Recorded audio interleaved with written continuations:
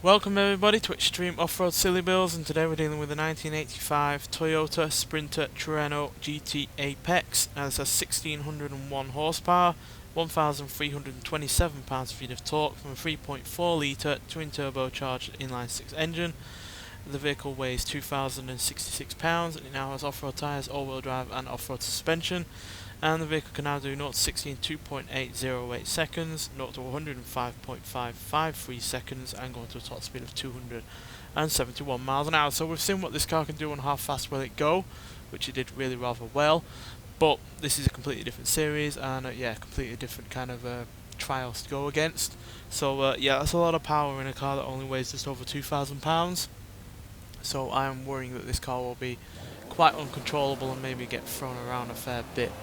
Especially since not only is this a lot more power than it was ever meant to deal with, but obviously we're dealing with conditions it really would have been unlikely to be made to deal with as well. So yeah, a little bit worried.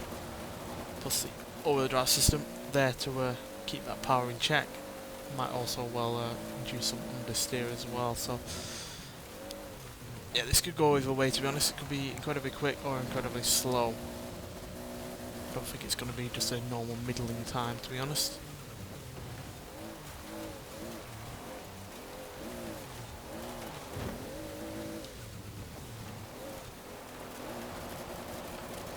It's all about whether or not you can use all of that power and keep under control while deploying it.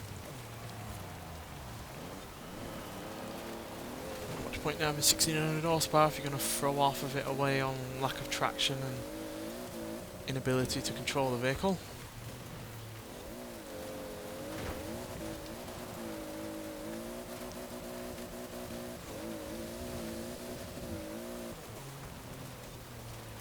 Oh dear. Yeah, real hairy car.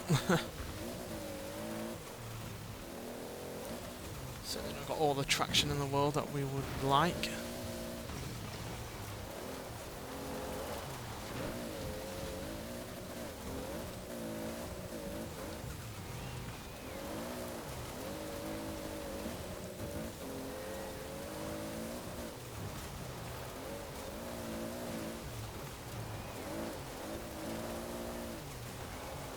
It is quite agile, to be honest.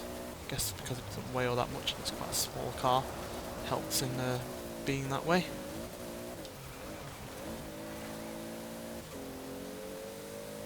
We're going to be ludicrously quick across the finish line there. We're doing 197 miles an hour and made a time of 2 minutes 4 seconds .551. So yeah, not a middling time whatsoever and really rather quite quick.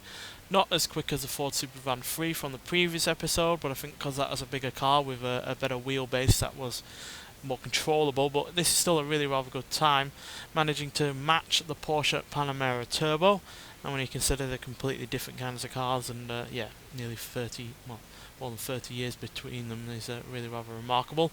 It's also beaten the Mini Junkie Roberts Countryman All 4, Opel Kadett A, and the Chevrolet Camaro ZR1 1LE.